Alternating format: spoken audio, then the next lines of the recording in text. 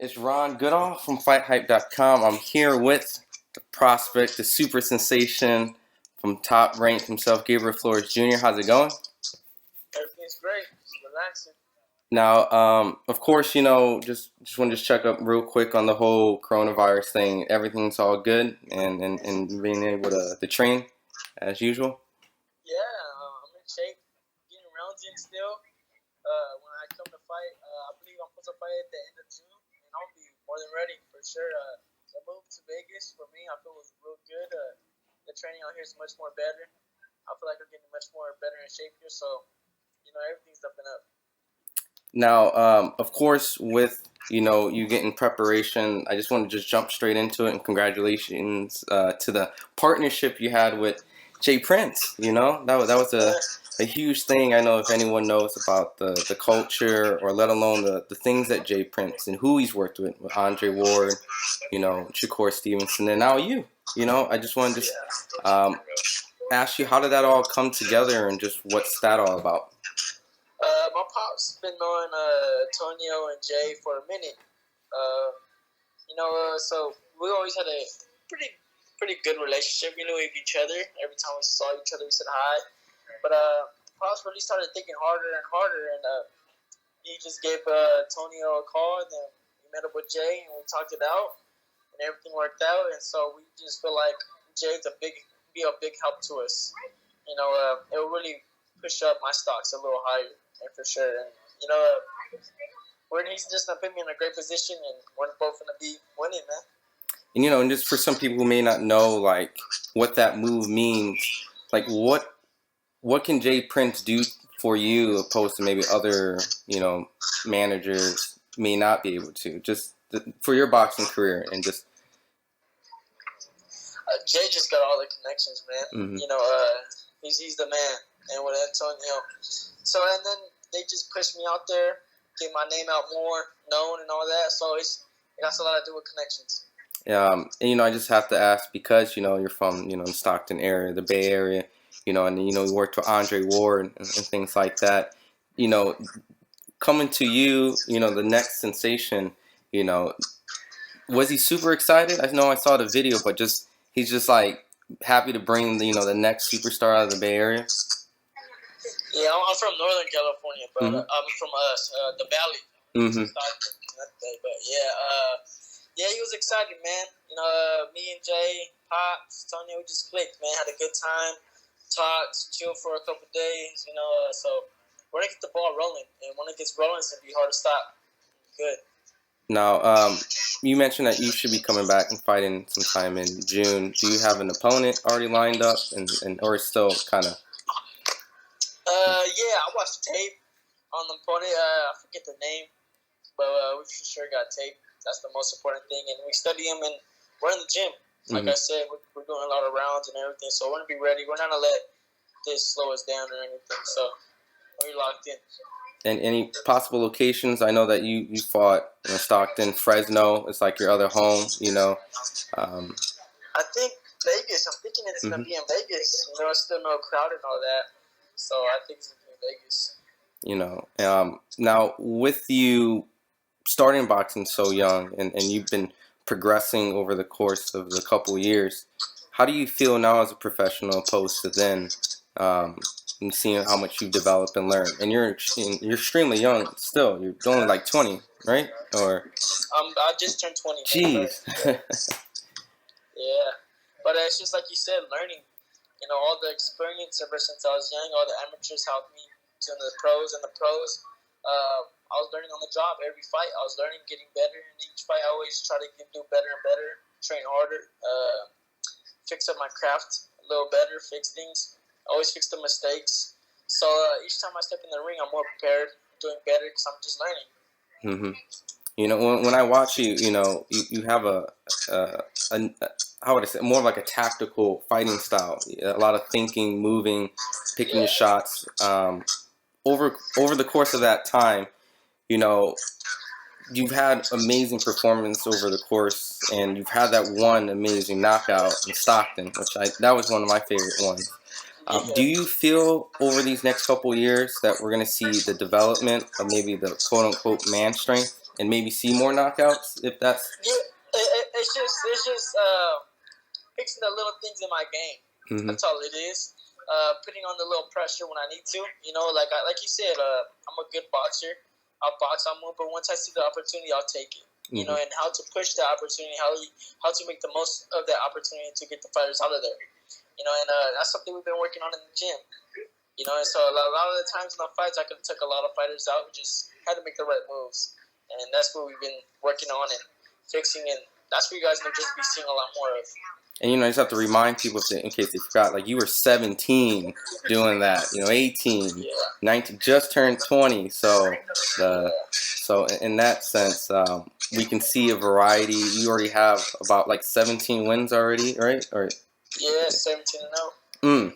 So, just looking at how many wins you already have at such a young age, like, do you have a dream or goal to have like that really illustrious record of the 80s and 90 kind of wins? We don't really see that much, and you're already at 17 at 20 years old.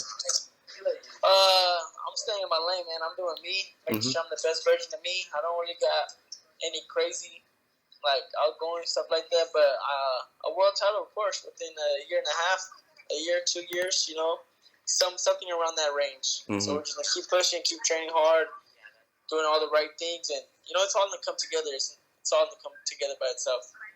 Now, just wanting to dig a little bit, you know, into your amateur background. So you had like an amateur background of like 91 and 7, an incredible amateur background with, you know, Silver Glove National Championships, World Junior Championships. Just, you know, you could have essentially went to the Olympics if you really wanted to, you know. So, yeah, it was a blessing. It was a blessing that I did turn pro early, though, because I mean, look at what the Olympics are at now. I would be in the 2020 Olympics, you know, and it got pushed back and everything. So it's a blessing that I did make the decision that I did make. I made the right one, and there's so many reasons why I made the right one. I mean, even the Olympics, they weren't that much on TV as in boxing. They didn't have that many commercials, no headgear. You could get cut, get scar tissue, you know.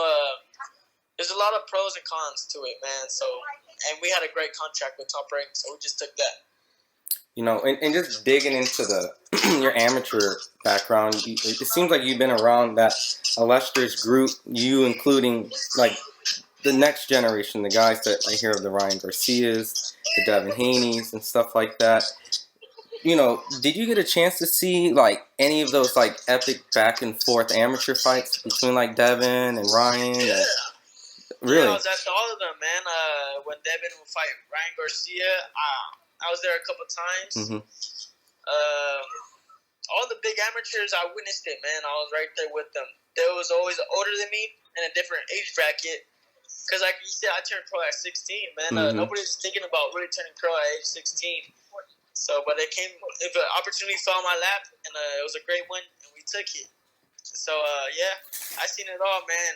For sure studied it. How do those just, you know, because those are the rivals amongst each other. How did they look in the ring at that time? Like, is it competitive? You think, you know, from what you saw? You know, I've heard rumors that Devin having his, like, had an 8 count from Ryan Garcia. You know, did Ryan buzz Devin before, or did they? I mean, I never seen anything like get 8 counted. I didn't see Devin get 8 counted, but I don't know. That's probably one of the fights I might have missed or something because I didn't see that. I think they fought like 5 times. Yeah. I seen like three of them, and it always seemed like Devin always came out on top between them two. you know, because Ryan gets, you know, the criticism sometimes because of the social media buzz he has. Can he compete with Devin Haney's and things like that just based off what you saw and not what social media tries to portray of some of these prospects? Rephrase that question. You know how social media kind of like, you know, they get at Ryan. You know, you got the, you know, the pretty boy look and things like that. Sometimes you get some criticism amongst that, but you've seen him fight in the amateurs. You know, just from you know, is he really a solid fighter from what you saw and what you know what you're seeing now develop? Is Ryan a solid fighter? Yes. Everybody got their own opinion, but for me, I say he could punch. He got speed, but fundamentally, he's not all the way there. You know, there's a lot of great, better boxers But that's my opinion. And amongst that crew, like the Teofimos and the Devin Haneys, who do you think will win out of all those guys? Or too there's just soon? a lot of great, good talent there. But you know what, man? First comes first is me. I'm always worried about myself, what I'm going to do out there. I'm not really too into all that social media or whatever, that rah-rah, all that stuff. I'm a fighter, man. I'm all about boxing, so I just make sure I'm ready. And whoever fights out there, I wish them the best or whatever, but, I'm good over here. I'm going to make sure I'm ready. And the reason why I ask all those questions is because through the amateurs with you, there's another talented prospect coming up. His name's Otha Jones. He told me that you guys had an amazing, great back and forth, similar like Ryan and Devin. They went 1-1. And that's why I brought that up, because I'm excited to hear maybe, is that someone later down the line that you want to complete the trilogy? The fact that you guys went 1-1? Because everyone told me it was like equivalent to what Devin and Ryan was. It was you and Otha. Yeah, it was. But, hey, man, if it makes sense, all the time, I'm down to get in the ring with anybody. You know what I mean? In this boxing game, we grew up a lot of amateurs and all that, but there's no friends in the ring. You know what I'm saying? They can only be number one. So when it comes to time, for sure, I'm going to be stepping in the ring with everybody. It doesn't really matter your past history. It's boxing. You know what I mean? If you're going to say weight class, you got a title, I got the title, what's up? And, since you're bringing up titles, and just curious, like, since you're so young, do you plan on trying to get a world title at a very young age, like 20, 21? Or do you have an idea when those type of fights will start? Yeah, like I said, it all come together, man. Performance by performance, so let us know how much closer we are. So I can say within a year and a half. You know what I'm saying? Or who knows? Like I said, by each performance, I'm gonna put in the work. I'm gonna do what I got to do, and it's all gonna come together by itself. And just curious, just in your division, who do you think is the best champion, or is there any specific one that you would like to face down the line, if you have the opportunity to showcase your skills? Lomachenko's a great fighter, man. And that would be something great, to be in the ring with him and show, like you say, my skills and show what I could do. Hopefully he's still around. He's doing his thing. He's getting fight titles and all that. You think he's getting a little too old though? Some people said he slowed down and. Yeah, I heard he's hurting his arm and all that. But I don't know. Only he knows how he feels in that ring. If he feels like he's ready and all that. If he's got some more years in him, only he knows. But when it comes down to it, when I touch a title or when I'm getting ready to touch a title, I want to touch all the titles. You know what I mean? I don't want to win all four and go to the next division and win another four. That's just the competitiveness in me. And it seems like that division, maybe by the time that you may be able to face some of those champions, they may potentially move up, grow out of that weight class themselves. Yeah. How long do you see yourself staying at this weight? I know you're extremely young. Do you plan on just staying here for a couple years and seeing how your body adjusts? Or I think I'm going to be at 130. I'm going to fight for a title at 130. And then probably another title, I'm not sure how long I'm going to be able to hold the 130 until I grow out of 130 and go to 35.